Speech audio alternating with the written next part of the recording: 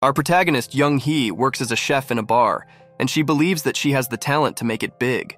As she returns home from her night shift, she breaks the fourth wall and reveals that her real name is Soju, which means alcohol. It turns out alcohol was the one true love of her dad's life, so he fumbled her birth certificate, and now Young Hee lives hiding her true name from everyone. She dreams of going to France to study culinary arts and become a chef there, and that is why she is saving money. On the other hand, Ji-woo is a rich playboy having fun with his Russian girlfriend. Apparently, he is bored with her now and wants to break up, making the excuse that he has to return to Korea urgently. His girlfriend is not happy to hear this because she was planning to make Ji-woo meet her dad next week. Well, when he hears that, his commitment issues kick in, and he clearly tells the girl that he never takes any relationship seriously. His girlfriend tells him that he doesn't want to mess with her dangerous dad, and he asks if her dad is Putin or something. The girl tells him that he was close in his guess because her dad is actually the biggest mob boss in Russia. He is rich, powerful, and brutal to those who try to harm or betray him. Ji-woo is aghast to hear this, but still refuses to stay in a relationship with the Russian girl, even when she pins him to the bed and tells him that her dad will make him regret breaking up.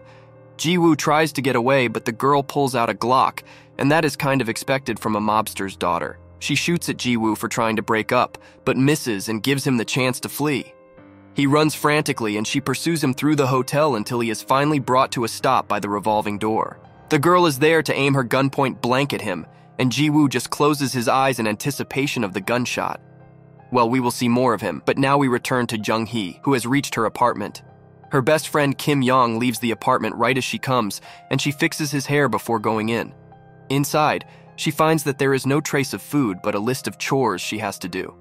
Well, it is actually Kim Young's home that Young Hee lives in as an unpaid tenant, which is why she also acts as an unpaid servant. After completing all the chores, she goes to bed and checks her passbook to realize that almost 90% of her fee for the French trip is ready.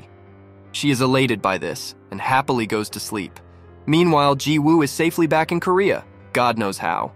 He calls his dad, who tells him that he is busy and urges him to visit his mom first, just because he knows that Ji-woo would ask for pocket money from him. Ji-woo waits on the sidewalk like a homeless guy until his servant brings him a convertible.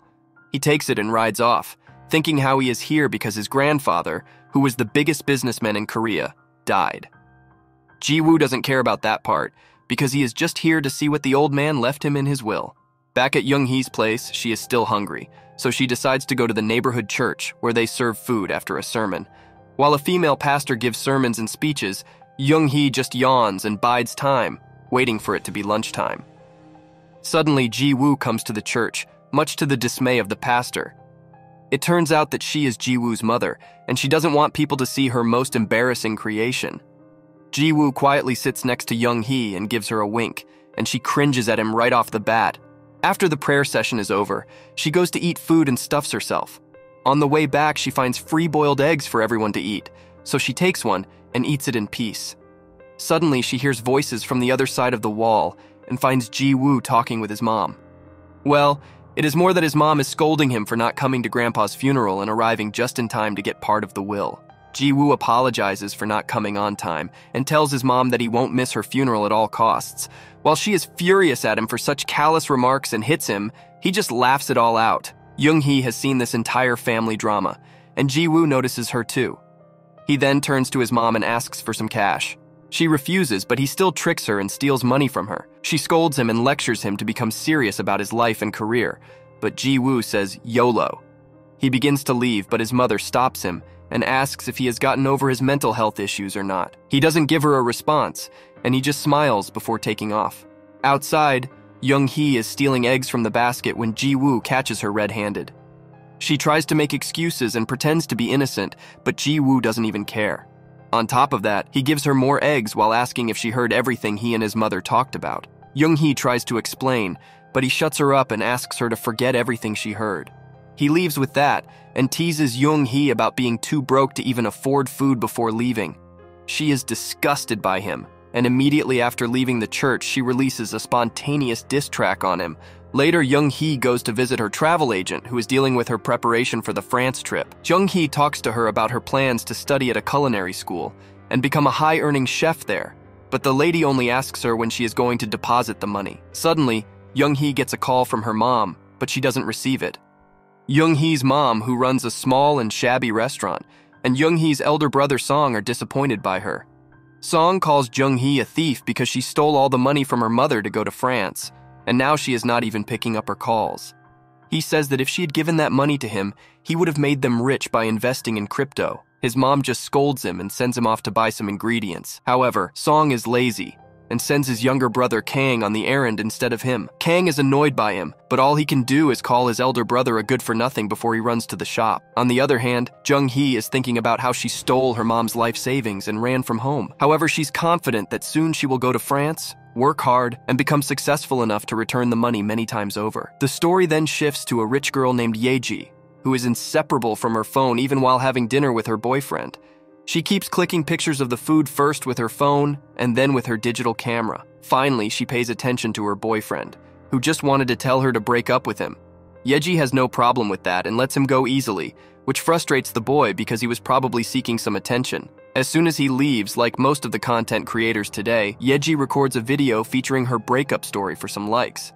After that, she pulls another cliché move and goes to her hairstylist, asking him to give her the post-breakup haircut. So he cuts her hair short, and she clicks pictures before and after to post on Instagram. One comment under her post hints that Ji-woo is back in Korea, and Yeji panics as she reads this. It turns out that Ji-woo is her serious crush while the others were just side pieces, and now she demands her barber return her hair length to what it was before. The story then proceeds to a posh night bar, which is the same place where Jung-hee works. Ji-woo is a customer there tonight, and he's partying and showing off his generational wealth to his friends. Meanwhile, Jung-hee is not working as a chef today, but as a waiter, because they are short on staff.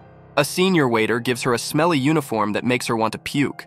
But when the senior waiter says that there are many rich customers in the bar tonight who will tip her very well, Jung-hee finally cheers up. She begins serving, and her first customer turns out to be Ji-woo and his group. She spots a note on the ground, and one of Ji-woo's friends tells her to take it because it is her tip. Jung-hee happily picks it up when another guy starts yelling at her and asking how dare she take his money without permission. The two men keep acting contradictory to make fun of her in the time it takes for Ji-woo to recognize her as the broke girl from the church. His friends are bullying and making fun of her, so Jung-hee just pockets the note and starts walking away. However, the rude guy stops her once again and accuses her of stealing their money. Everyone gets serious for a moment before a third friend tells everyone to let the girl take the note because it was already too dirty to be of any use to them. Everyone laughs at the humiliated Jung-hee, and she feels terrible because of the treatment she is receiving from the rich jerks. She prepares to leave, but the door opens in her face, disbalancing her and forcing her to fall into Ji-woo's lap. He tries to shoot his shot like a shameless person,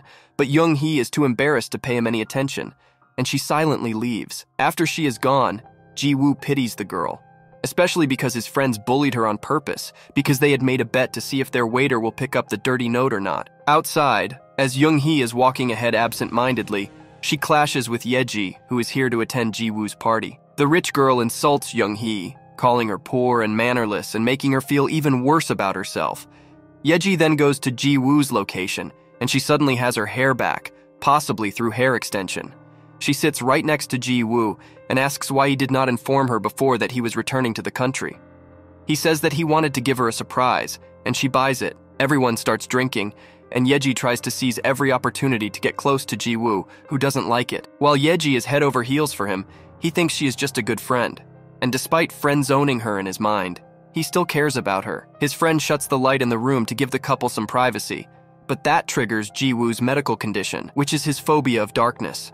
He sees an incident from the past where it all began. It was an accident site where someone had lost his life, and as his body was being recovered, Ji-woo could only watch. Before the phobia attack can hit him in earnest, Ji-woo decides to leave the bar and heads out. Yeji tags along and wants to follow him to the hotel room, but Ji-woo refuses. He shoves her into his car and tells the driver to take her directly to her home. Meanwhile, he goes to his hotel room and begins taking medicine to soothe the panic attack caused by the phobia. Suddenly, his doorbell rings, and he goes outside to check who came to visit him this late. To his utter surprise, it is Yeji. She reveals that the owner of this hotel is the father of one of her close friends, so she got details about Ji-woo's room number from him. Ji-woo is obviously not happy with her intruding into his life, but Yeji moves ahead and finds his medicines. She is curious about them, but Ji-woo is in no mood to answer her questions. He snatches the pill bottle out of her hands and tells her to return home right this instant. She pulls out the most deadly weapon in a woman's arsenal and starts crying. She tells Ji-woo that she missed him and waited for him to return home, among other things, to get him emotional. He replies that she shouldn't have done that, and this makes Yeji throw a tantrum while crying even loudly. Ji-woo has no choice but to hug her and console her. He finally puts her to sleep on the couch and then drinks wine while lost in thought. On the other hand, Young-hee wakes up the next morning as someone knocks on the door. She is initially frustrated but soon finds that a good thing just got delivered to her doorstep. She immediately sends a message to her friend Kim Yong, showing him the corn his mom has sent for him. Seeing the cute and silly picture she has sent him, Kim Yong chuckles loudly, but his timing is not correct. His friend tells him to stop because their boss is here. The boss, Ji-hyuk, is actually Ji-woo's elder brother who is in charge of Kim Yong's company. Soon the meeting starts, and Kim Yong delivers his presentation. However, Ji-hyuk stops him mid-presentation, saying that it is full of mistakes. Being a perfectionist, he cannot tolerate such lousy work and warns Kim Yong that this is the last time he is making such a mistake and not getting punished for it. After the meeting, Ji-hyuk returns to his office, where he finds his younger brother chilling. Ji-hyuk is not impressed to see him here and asks for the reason for his visit. Ji-woo makes small talk about their grandpa's passing and his share in the will. Ji-hyuk knows that there is no point in trying to talk sense into Ji-woo, so he simply asks him if his phobia of darkness is under control now. Ji-woo replies that it is all good, and then immediately asks Ji-hyuk to give him some money, which is the only reason he came to visit him in the first place. Soon after that, Young-hee reaches the market to sell the excess corn to make some money. Ji-woo is also nearby, having a drink in a cafe. He doesn't like the taste and lectures the waitress about how to make the drink properly. He poses as a food critic and smashes the glass, saying that the drink was so terrible that the glass was unfit for further use.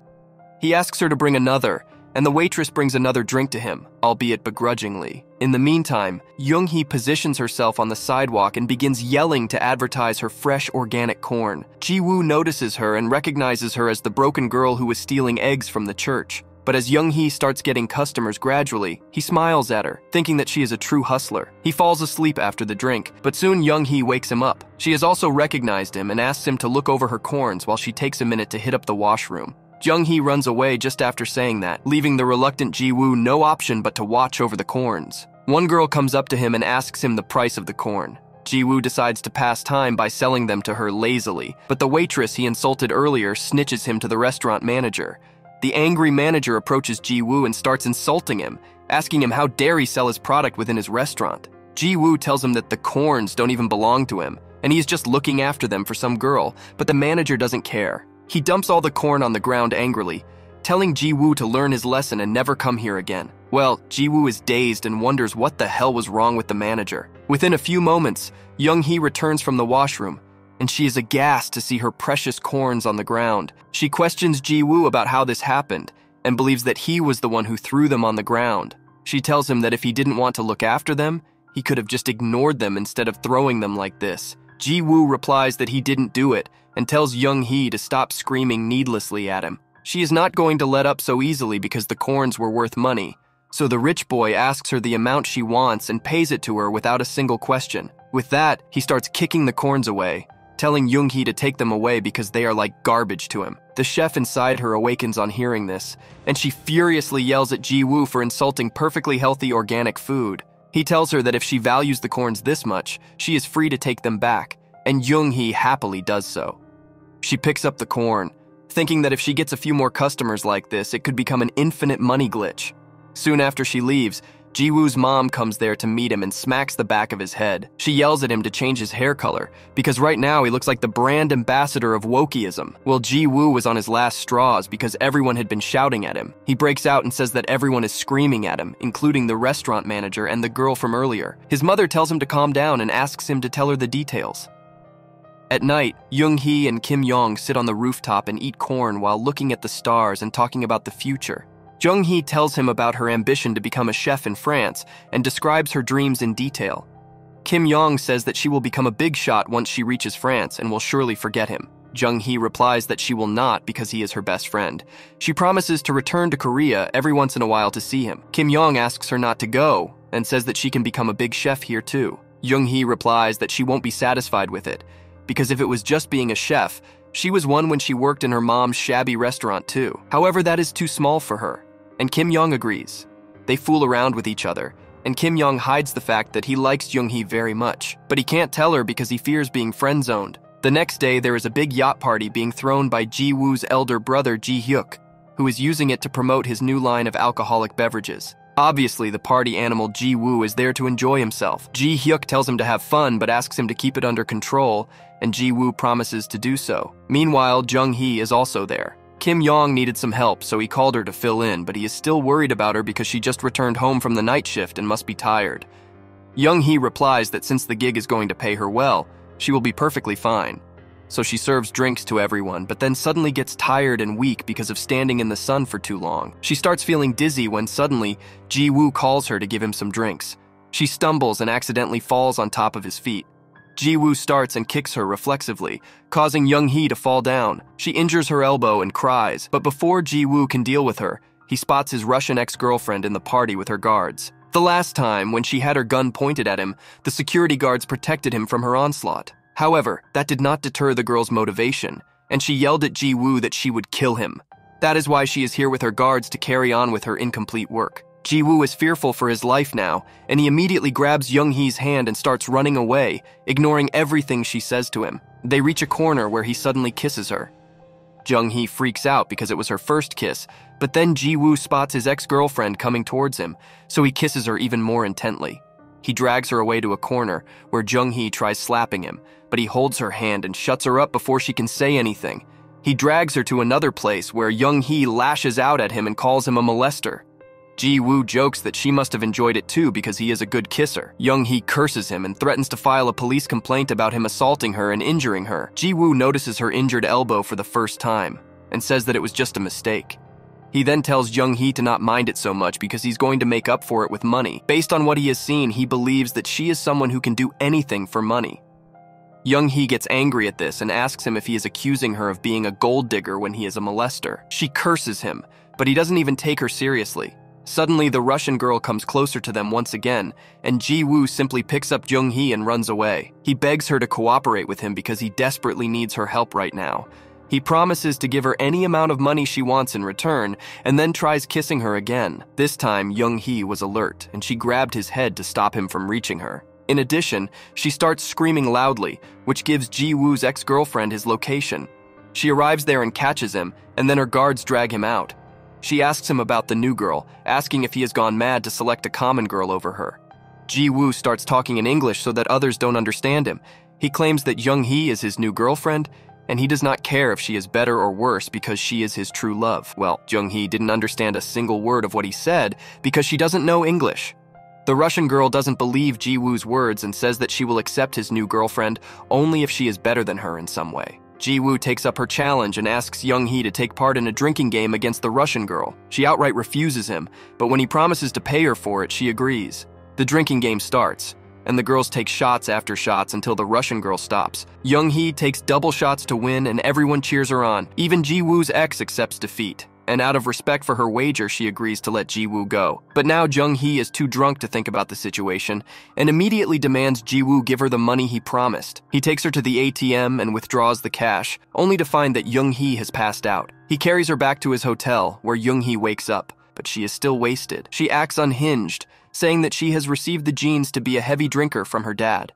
She reveals that her real name is Soju, which means alcohol, so this challenge was nothing to her. She tells Ji-woo that in the past, when her drunk dad fumbled and named her Soju on the birth certificate, she faced bullying and teasing from her classmates.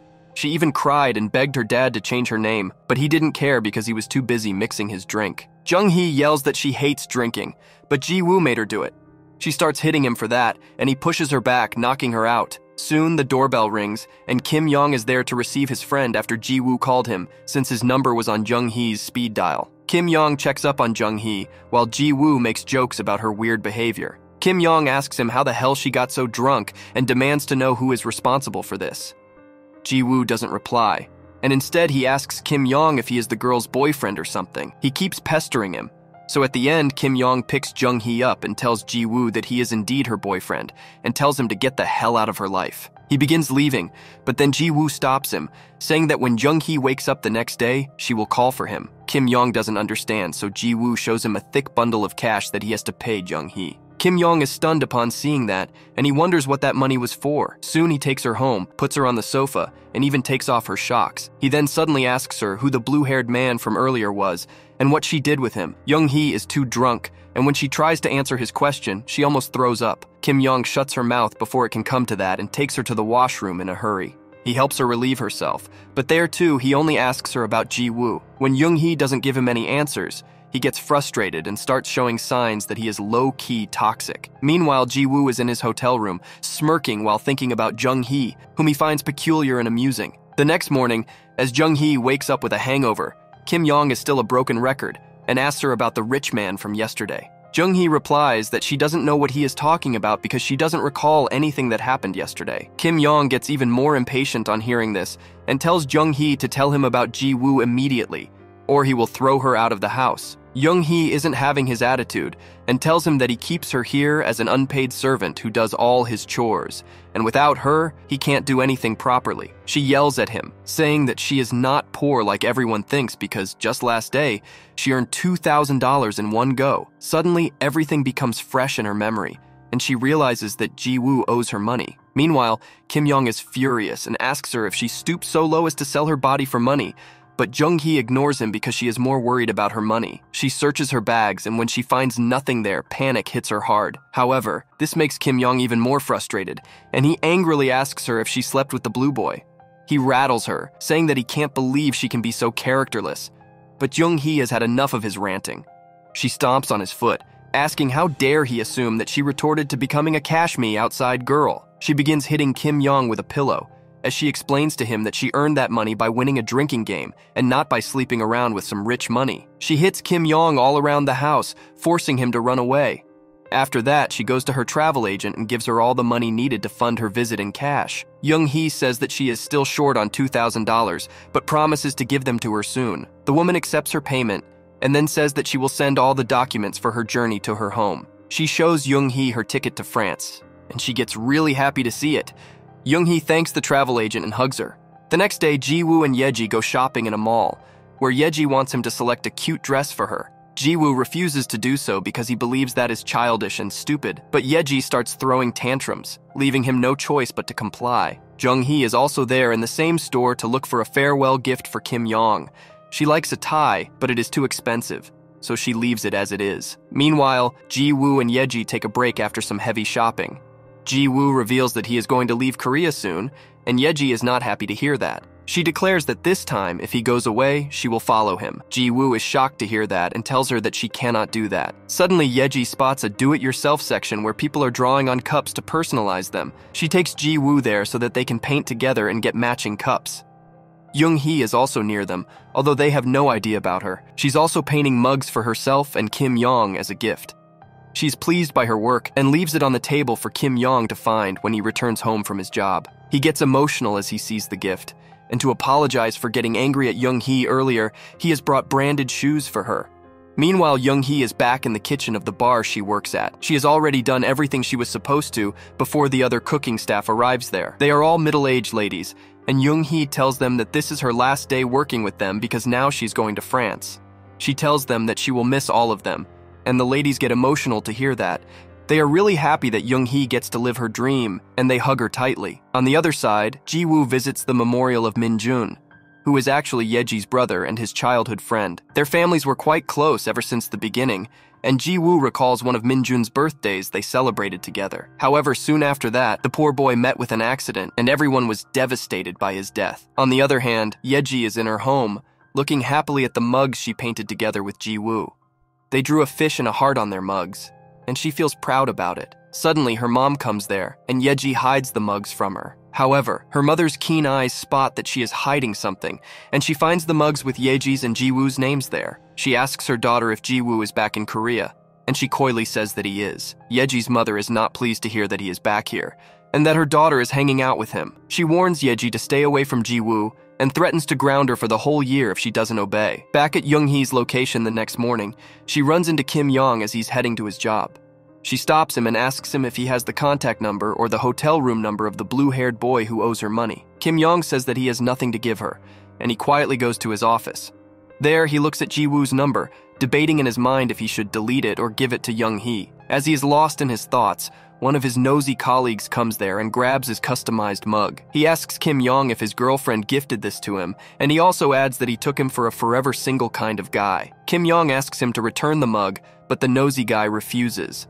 So they enter a tussle for the cup, which falls to the ground and breaks. Kim Yong is furious at the man now, who can only nervously apologize. The next day, Ji-woo, his brother, and their dad visit his grandpa's estate.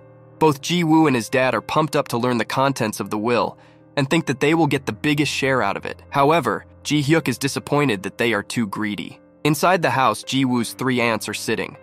They believe that their dad left all his money to his only son. The old man always wanted a son, so he kept on trying and had 3 daughters before eventually having Ji-woo's dad. Ji-woo's dad is super excited and thinks that his sisters are right, and he will get everything from his father's will.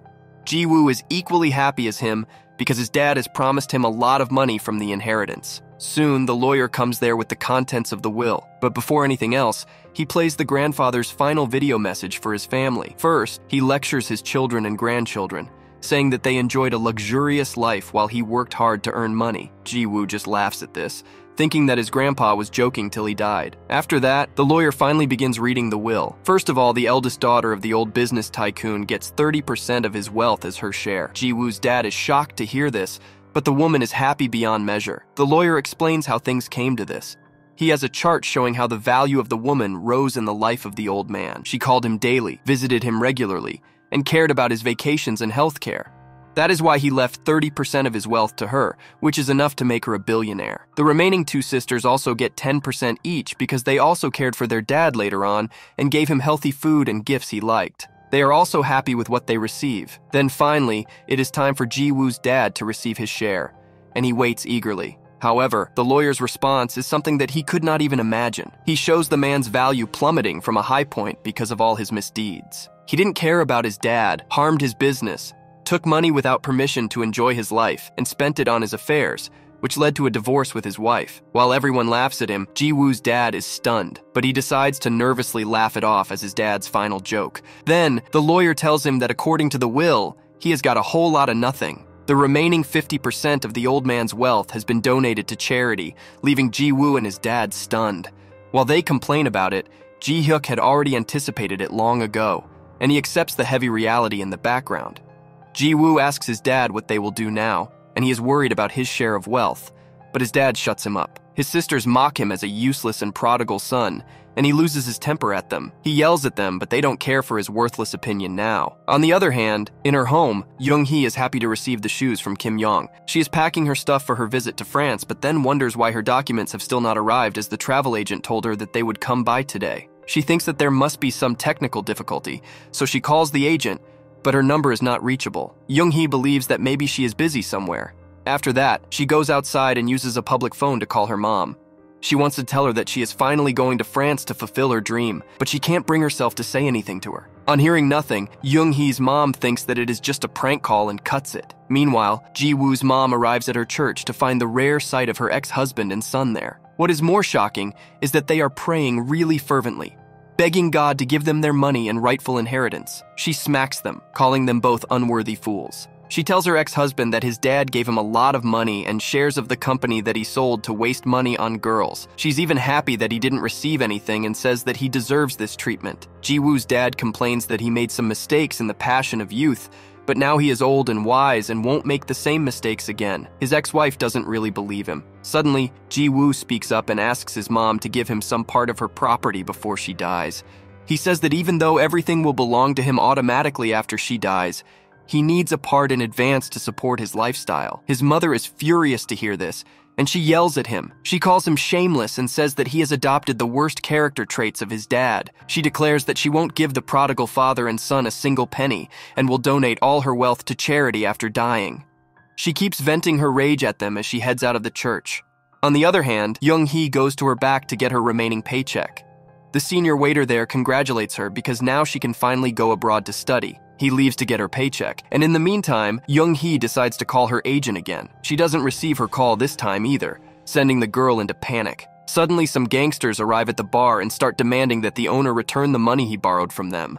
They start beating the waiters in their way. and everyone else hides. The senior waiter even tells Young-hee to hide, but despite his warning, she wants to rush to see her travel agent. Well, she should have listened to him because she bumps into the gangsters almost immediately and they catch her. They even kick her phone away, but luckily the police arrive soon and arrest all the troublemakers, including Young-hee. She pleads and tries to explain that she is not a gang member, but rather a former employee of the bar, but the police officers don't trust her at all. On the other hand, Kim Yong is waiting at home. He is worried about Young-hee, who has still not returned from the bar, and is worried about her. Unaware of her plight, the next day as he goes to his office, he finds Yeji there, who is going to work with them from now on. Everyone is curious about the addition of a random girl to their group. But when Yeji tells them that she is the director's daughter, and her mom told her to work from the beginner level to gain experience, they do a quick 180. Everyone wants to flatter her and get in her good books now, but Kim Yong is still lost in Young-hee's worry. Well, Young-hee is in the police station, where she explains her case to two officers. One policeman calls her an idiot sandwich because she got played by the travel agent who scammed her. Young-hee doesn't believe his words and claims that she verified that the travel agent belonged to a genuine company. After that, she goes to the travel company with the ticket her agent gave her and finds that the flight was canceled long ago. Young-hee then asks about her travel agent, but the receptionist apologizes as she reveals that the only woman by that name who used to work here resigned a long time ago. The panic attack finally hits Young-hee like it should, and she takes the address of the travel agent and runs to her home. However, she is shocked to find her apartment vacant and asks a cleaning lady more about her. The lady tells her that the owner of this home left it earlier today, and reality hits Young-hee hard. She realizes that she got scammed and falls to the floor, crying and yelling at God that this is unfair to her. She almost loses her mental balance and wanders around the city all day. At night, she comes to a bridge, which is a suicide hotspot. There are many anti-suicide things written on the bridge, but they just instigate Young-hee to take action even more. She climbs on the railing and curses her travel agent for stealing her hard-earned money.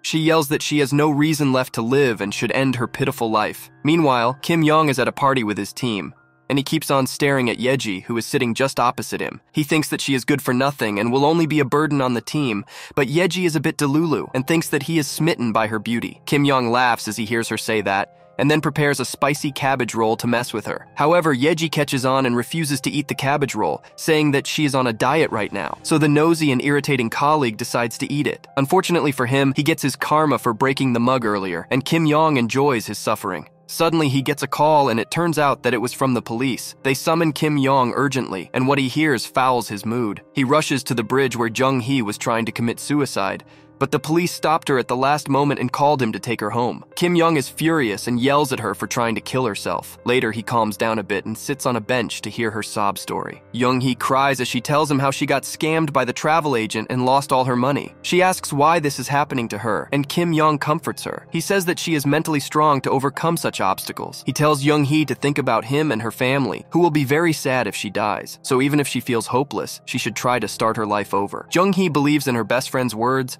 and she is determined to start her life again, much to Ji-woo's relief. On the other side, Ji-woo's mom calls him to breakfast the next morning, where she hands him a pen drive his grandfather gave her before passing away. Ji-woo is delighted to see this, and confidently says that it was impossible that his dear grandpa would not have left anything behind for him. He immediately returns to his hotel room to check out the pen drive and finds his grandpa's video there. In the video, the old man tells Ji-woo that everyone in the family is already settled, except for him. Now it is his turn to turn into a mature and responsible adult who can look after himself and others.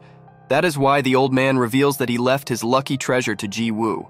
He says that it was the place from which he started his journey to becoming a billionaire. He says that it is not in the best condition now, and there might even be a little bit of debt there, but he claims that if anyone can turn things around, it is Ji-woo. Grandfather says that the store is an old book house and states that he trusts his favorite grandson to not sell it, and instead run a profitable business with it. Ji-woo is disappointed with the news that his grandfather left him only with a store that is in debt. On the other side, Young-hee visits the bar she used to work at to look for her phone. She finally finds it and notices a message from Kim Yong on it. The message has Ji-woo's contact number, and Young-hee is happy to see it because now at least she can get the $2,000 he owes her. She immediately calls him, and Ji-woo picks it up while driving to his grandfather's lucky store. Young-hee tries to remind him that she is the girl who saved his life earlier by winning the drinking game. Ji-woo remembers her, and Young-hee immediately asks him to give her the money he owes her. He says that he was itching to give her the money, and it is her fault that she didn't contact him earlier. He just gives her his address and asks her to come there to collect her reward. The address he gave her was that of his grandfather's old bookstore. Even from outside, outside, he can see the overgrown climbers that need some pruning. On the inside, it is even more dirty and uncared for, and he wonders how he can make money from a place like this. Soon,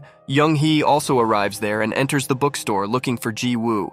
She calls out to him, but he is wearing headphones and can't hear her. So she yells at the top of her voice to get his attention and succeeds in doing that. Young-hee walks towards him but then trips on a book and falls straight into Ji-woo's arms. She tries to get away, only to headbutt his nose and push him into the bookshelf accidentally. Ji-woo almost loses balance after that collision, but controls himself from falling over. He doesn't even care that his nose is letting out blood, but then he notices that his limited edition Rolex has been damaged, and that is enough to get him to freak out. Soon they go outside, where Ji-woo lectures her with tissues stuffed in his nostrils. He asks Young-hee if she even knows how expensive his watch is, and she tells him to cut the price for it from the $2,000 he owes her. Ji-woo mocks her for being so broke that she doesn't even know the price of a limited edition Rolex that is not even available in Korea. He says that it was worth $100,000, and Young-hee panics on hearing the amount, which is twice what she lost in the recent scam. Now, Ji-woo demands that she pay him at least for the repair of the watch, and Young-hee negotiates with him and brings him down to a nominal price of only $6,000, and that too in installments. Ji-woo agrees to that, but on certain conditions. First, whenever he calls her, she must pick it up immediately, and when he summons her, she should come running, dropping every task she has at hand. Young-hee says she has no plans to become his personal servant, but Ji-woo has her contact details, and he threatens to report her to the police for damaging his property. That leaves Young-hee with no choice but to accept. She angrily leaves his house and stomps her foot on the ground, but ends up hurting herself instead. She walks back home while cursing her luck that made her score a big L when she was here to get some money. On the way, she spots some well-to-do people and wonders what it would be like to drink Starbucks every day. She gets on the bus after that, but her credit has expired, forcing her to get off. As Young-hee sits on the bus stand, she can only laugh at her pathetic poverty. Meanwhile, Ji-woo calls his mom and asks if she knew that his grandfather left him a store in debt. She obviously knew, and Ji-woo is angry at her because she didn't tell it to him before. He cuts the call, and his mom sighs because she is hiding more things from him. It turns out that her grandfather's lawyer approached her previously and told her that the old man had left a lot of money for Ji-woo. However, he wanted him to become a responsible adult who wouldn't just blow through all that money, and managing the bookstore was his challenge for that. Ji-woo's mom thinks that it might be a bit too much for him, but she still wants to believe in her son. Meanwhile, Ji-woo is sleeping in his hotel room, where he has a dream about a horrible incident in the past. He and Min-jun were lost in a forest, and Ji-woo was looking for him. He suddenly spots a stag, and moments later he finds Min-jun's dead body. Ji-woo wakes up in a cold sweat after that, and the panic attack grabs him so tightly that even his meds don't help much. On the other side, Young-hee wakes up physically and mentally tired the next day. Kim Yong leaves for work, but he leaves some cash for Jung-hee to spend, and she is quite grateful for that. Meanwhile, the hotel Ji-woo was staying in tells him that his credit cards have suddenly expired, so he cannot stay with them any longer. He immediately runs to his mom's home, yelling and demanding an explanation. He finds his dad is already there because he is as broke as him, so he is holing up at his ex-wife's home. Ji-woo ignores his dad and asks his mom to lend him some money to fund his lifestyle, but she tells him that there is no need to stay in the hotel because he has his grandfather's house now. Ji-woo yells and throws a tantrum, but his mom knows him well, so she doesn't give a reaction, letting him leave on his own. Ji-woo goes to his grandpa's home after that, which is on the first floor above the rusty bookstore. The furniture is covered, and as he removes the covers, he finds that everything is too old-fashioned. He returns to the dusty bookstore below and thinks that since his grandpa said it was his lucky treasure, there might be some actual treasure here. Ji-woo checks through every book to find cash or cards, but there is nothing, and he makes a mess of the entire place instead. On the other hand, Jung-hee is unpacking her bag that she so happily packed for her France visit. She curses her travel agent first, and then Ji-woo, who put her further in debt. Meanwhile, Kim Yong is in his office, where Yeji is not working and just clicking selfies, which irritates him. To get rid of that feeling, he decides to text Young-hee and invite her for dinner. At first, she refuses because she is tired, but when Kim Yong says that it is something important, she agrees to come. Well, Kim Yong actually plans to confess his feelings to Young-hee today, so he can barely contain his excitement. Soon after that, his company calls a business meeting about the promotion of their new product. Ji-hyuk settles on holding a cocktail party in which they will invite a lot of people, including some high-profile guests, along with bartenders and the media, to popularize their new drinks. He leaves the task of handling invitations to Kim Yong and Yeji. However, since they have to invite 1,000 people, Ji-hyuk asks Kim Yong if it will be too much for him. He confidently says that it won't be much and that he will do it. Yeji complains that she can't do it, but no one really cares about her opinion because they don't expect her to do any work. On the other side, Young-hee is returning from the police station. She went there to register her complaint about being scammed by the fake travel agent, but the police officers refused to help her.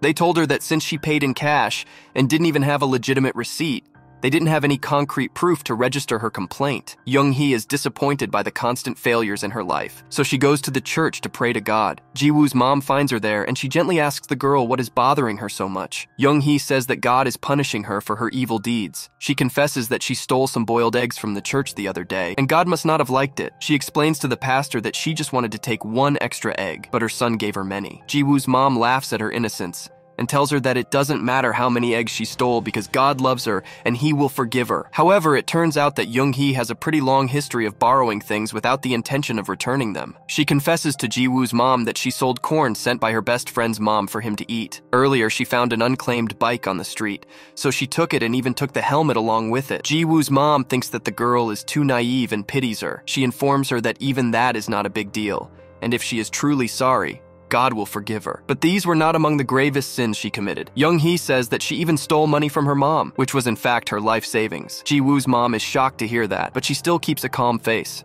assures Young-hee that everything will work out in the end, and asks her to trust in God. Young-hee feels relieved after talking to her and hugs her. After that, she goes outside and finds a promotional dart game in the market. Many ladies have lined up in front of the darts, and one woman pushes Young-hee ahead to participate in that. Young-hee tries convincing her that her aim is worse than a stormtrooper, but the woman still eggs her on. So she decides to try out her luck and hits the best reward on the board, which is just a tray of eggs. Well, that is a big enough win for Young-hee to rejoice, and she believes that this is the beginning of her good luck. She goes home and cooks some delicious dishes using the eggs, but as she's eating them, she is suddenly reminded of her mom, who taught her cooking. Young-hee gets nostalgic, feels guilty about betraying her, and starts crying silently. On the other side, Kim Young is happy that he is soon going to take Jung-hee out for dinner. He rushes to the lift and enters it at the last moment, only to find that his boss, Ji-hyuk, is already there. The lift is the most awkward place on earth. For the next 30 seconds it takes them to get down, and only after Ji-hyuk steps out does Kim Young heave a sigh of relief. He exits the lift soon after her, and finds that Ji-woo is there to talk to his brother and ask him for money. Ji-woo and Kim Young notice each other, and they immediately recognize each other too. Ji-woo greets him, but Kim Young ignores him and only wishes his boss good night before walking out. Young-hee was waiting outside for him, and he just grabs her arm and tries to run away before she came face to face with the blue-haired boy. However, his efforts are useless because Ji-woo not only spots them, he also overhears that they have plans to eat dinner. He wants to intrude on them, so he drags his brother to their location, and Ji-hyuk has given up resisting at this point. Soon, Young-hee and Kim Young reach the restaurant and sit down to eat, but Ji-woo and Ji-hyuk also arrive there immediately afterwards. Kim Young notices his boss and his mood is spoiled, and the night is ruined. Ji-woo complains that all the seats are full, but he doesn't want to go to another restaurant, so he asks Kim Young to let them join. Jung-hee gestures for Kim Young to refuse, but he is afraid of his boss, so he allows them to join them. Ji-woo takes a seat comfortably and winks at Jung-hee, which only disgusts her. He then introduces himself as Ji-hyuk's younger brother and says that his brother will pay for dinner tonight. Kim Young tries to refuse politely, but Ji-hyuk tells him that there is no need to be formal. After that, Jung-hee introduces herself, and she deliberately says that she is Kim Young's girlfriend to shock Ji-woo so that he doesn't pester her. Her words have the desired effect, and Ji-woo is stunned, but Kim Young is overjoyed. Ji-woo then starts pouring everyone's drinks and tries pouring one for Young-hee too, but Kim Young doesn't allow him, stating that his girlfriend doesn't like to drink. He even tries to feed her by himself, much to Ji-woo's irritation, and he disturbs their moment by making untangible sounds. Later, Young-hee takes a trip to the washroom, but as she comes out of it, she finds that Ji-woo is waiting for her at the doorway. He asks if the boy with her is really her boyfriend, because he doesn't buy it. He says that from the way she closed her eyes and reacted during their kiss, he knows that it was her first kiss, so he can tell that the guy here is definitely not her boyfriend. Jung-hee ignores him and tries to leave, but Ji-woo threatens to tell her boyfriend about their passionate kiss. Jung-hee tells him to suit himself because she doesn't care. She says that Kim Young is not even her real boyfriend, and that was just what Ji-woo wanted to hear. He is visibly happy to know that, and asks Jung-hee if she is dating anyone else or if she has someone she likes. She replies that she has nobody like that because she is not interested in relationships, and even if there were, she would tell him. She leaves with that, and he teases her that he will call her later. After that, Jung-hee and Kim Young are finally alone in a park. Kim Young asks her to stay away from Ji-woo because he doesn't give him good vibes and could even be dangerous. Jung-hee tells him that he is a bit too late to warn her because she is already deeply involved with him. She tells him how she went to claim her $2,000 from him, but ended up scratching his premium edition watch, so now she has to pay him back in installments. Kim Young is shocked to hear this, and asks why a rich person like Ji-woo needs her to pay for his watch repair. Jung-hee doesn't want to talk about the douchebag anyway and changes the topic. She asks Kim Yong what the important thing was that he wanted to talk about earlier. Kim Yong is taken aback by her words because he was not mentally ready to come to that. Jung-hee eggs him on and says that they are BFFs, so there should be no secrets between them. Those words irritate Kim Yong because he knows that he is stuck too deep in his friend zone. That is why he cannot confess to her and decides to wait till she eventually likes him back before revealing his feelings. On the other hand, Ji-woo goes to Ji-hyuk's home because he can't afford the hotel now, and he doesn't want to stay in his grandpa's old-fashioned home. He sees there are a lot of plants there and teases Ji-hyuk, asking if he can stop global warming by doing this. Ji-hyuk doesn't even react, so Ji-woo goes to sleep. Later, Ji-hyuk goes to check up on his little brother and finds Ji-woo sleeping peacefully with the lights out. He is satisfied, but as soon as he closes the door, Ji-woo opens the lights because he is still scared of darkness. The next morning, he tells his brother that even though he has professional skills, he is not as useless as everyone else thinks. Ji-hyuk asks him to enlighten him about his divine skill, and Ji-woo replies that he has a diploma in bartending, because that is a very good way to get close to girls. Ji-hyuk sighs mentally and tells his brother to get serious about life now. He asks him to stop using his phobia as an excuse and become responsible, but this makes Ji-woo angry. He tells his brother to not talk about his mental illness like it is a joke, and then angrily storms out of his house. On the other hand, Young-hee is now looking for jobs, and she finds firsthand how terrible the job market is right now. The bar she used to work at has already stopped operations because of the issue with the gangsters the other day. She has been contacting all the places in the area, but with no luck. Right now, she's in a restaurant, and suddenly she hears a tussle between a client and the owner. A broke client doesn't have any money to pay for his food, and on top of that, he is a foreigner who doesn't know Korean properly. He tries explaining things to the shopkeeper lady in broken Korean, but she doesn't give him a chance, and takes his guitar as payment instead. Seeing all this unfold, Young-hee decides to pay for the man's food, much to his surprise and relief. Once they go outside, the blonde foreigner thanks Young-hee for helping him earlier. He introduces himself as a musician named Rockstar from Iceland. Young-hee is also happy to meet someone from another country. Rockstar then picks up a cardboard box lying on the roadside and says that he will use it to earn money by performing on the streets. He even asks for Young-hee's number so that he can repay her favor. At the same time, Ji-woo is in his grandfather's old home, and he has finally decided to live and work there. But the problem is that the bookstore is too dirty, and he won't clean it. Calling skilled cleaners would require money, and he cannot count on anyone from his family for that. He suddenly gets an idea and calls Jung-hee. She was already a bit frustrated with him, but as she picked up his call, she is even more irritated. As soon as she picks up, the first thing Ji-woo does is ask her when she is paying him back for repairing the watch. Jung-hee replies that she will pay him with time and begins quarreling with him about it. Then Ji-woo does a 180 and says that he is using the money as an excuse, and the truth is that he is interested in her. He tells Young-hee that he wants to meet her immediately and sends her the location of the mall where he wants to see her. Now Young-hee is confused about what he meant by that. She realizes that right from their first meeting, Ji-woo seemed to give her some special attention, and he was even jealous of Kim Yong when she introduced him as her boyfriend. She believes that he likes her, but then laughs it off, thinking that she is just being delulu. She goes to the mall specified, wearing the best dress she had saved for her France trip. Ji-woo is impressed by her looks and calls her cute, flirting with her a little. She feels a little shy and is flattered that he likes her. After that, they go to the shopping mall to buy some things that Ji-woo needs, and he makes Young-hee push the cart around. She asks him why he brought her here, and he replies that it is their first shopping date so he can riz her. Young-hee begins blushing at this, and thinks that it is too early for him to fall in love with her, even though she is confident that she is quite cute. She laughs, thinking that since it has come to this, she might not need to pay Ji-woo the money she owes him now. On the other side, Kim Yong and Yeji are on a pedestrian bridge, giving out invites to their function as part of their job. Despite his best attempts, no one is willing to give Kim Yong their time, and Yeji just gets bored by this. So instead of letting anyone waste her time, she takes off her coat and then goes to the center of the road with the pamphlets. Soon, a bunch of thirsty simps over 40 rush towards her and take the pamphlets from her. After a while, she doesn't even need to stand and just seductively sits on the table, and the people come and take an invitation pamphlet by themselves. Kim Yong can only watch in astonishment as all their pamphlets are distributed.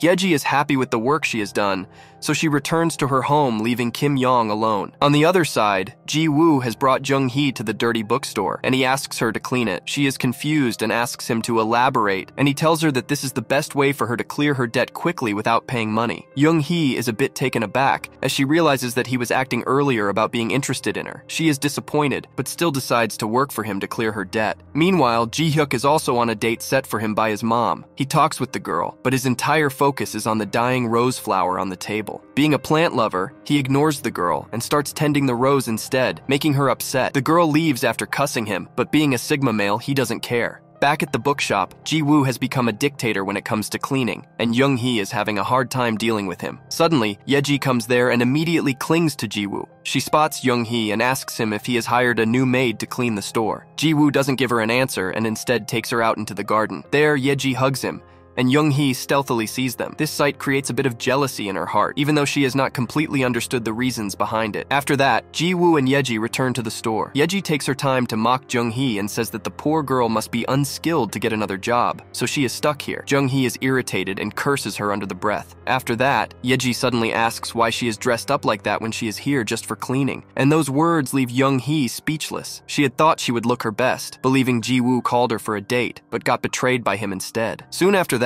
Yeji gets a call to come over for a party. She leaves, but not without dragging Ji-woo along with her, and our poor Jung-hee is left alone to clean the bookstore. When Ji-woo returns to the store in the evening, he is surprised to find that everything has been cleaned well. Young-hee did it all by herself, and now she is resting in a chair, asleep with her hair shabby and unkempt because of all the hard work. He kneels before her to wake her up, and she is surprised to see him so close to her. They get up, and Ji-woo says that he is really impressed by Jung-hee's work and says that, as a reward, she can now go upstairs to clean it too. Jung-hee refuses, saying that she is not his servant and should do whatever he orders. She complains that he thinks she is stupid and naive, so that he can easily manipulate her into doing whatever he says, while he brings his girlfriend here and hugs her in front of her. Her expressions say that she is a bit hurt by what happened today, but Ji-woo's face lightens up. He asks Young-hee if she spied on him and Yeji hugging, and then asks her if she is jealous. She denies any such allegation and says that he treated her too badly today. He raised her expectations about the date, but just made her shop with him and then made her clean the shop without even offering her a single glass of water. Ji-woo grins and places her back on the chair as he tells her to wait. He goes upstairs and starts preparing a virgin mojito for her,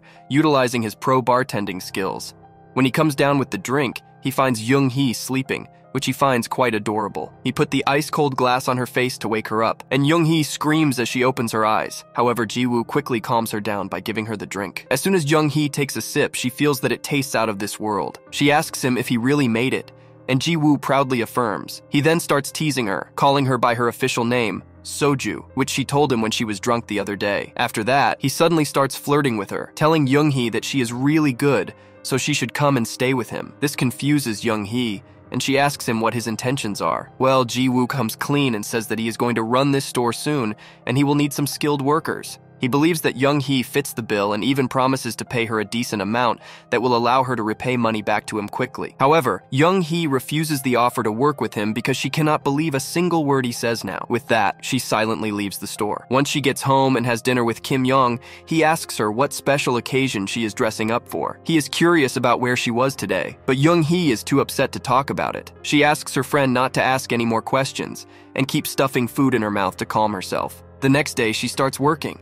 She didn't get the job of a chef anywhere, so she took anything related she could find, and her first job is as a waitress. On the other hand, Ji-woo and the rest of his family are at his mom's house for dinner. Well, being a pastor, she wants to pray for her family before the meal. They join hands and pray, but Ji-woo asks his mom if his dad is also included in the family because they actually divorced a long time ago. His dad just silences him, but from the looks of it, it seems like he and his ex-wife are giving things a second chance. After that, Ji-woo reveals to everyone that he is now going to start his own work. His mom can't contain her joy, and thanks God for bringing her prodigal son down the correct path. But then Ji-woo says that the work he plans to do needs some input, so he needs some starting capital. He asks his mom to lend him some money, but she makes some generic excuse and leaves the dinner table because she is sure that Ji-woo is lying to her about work and he just wants money to spend. Ji-woo's dad turns to him even before he can ask him for money and says that he can't help him because he is as broke as him. Ji-woo then looks towards his brother Ji-hyuk, who is his only hope in this situation. But Ji-hyuk just looks the other way because he doesn't want to get involved with him. After dinner, they go out,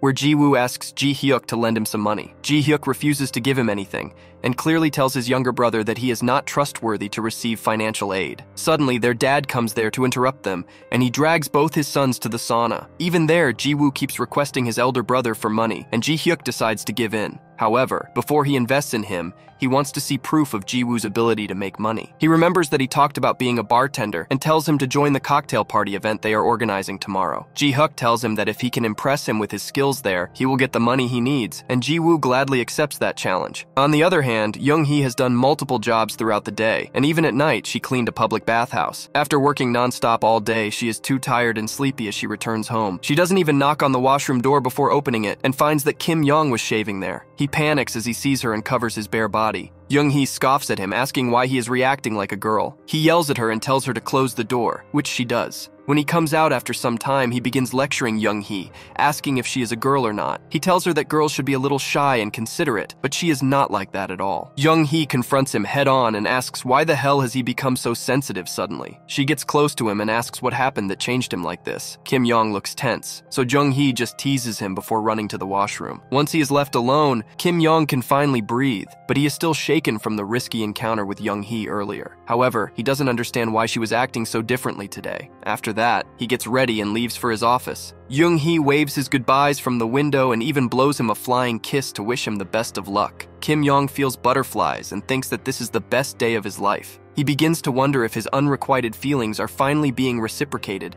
and if Young-hee is really falling for him now. That's all for this video. Tell us what you think about it. Will Kim Young become a significant love interest in Young-hee's life, or will he get heartbroken as Ji-woo steals the girl? Let's find out when we see more. Till then, like, share, subscribe, and check out more videos on our channel.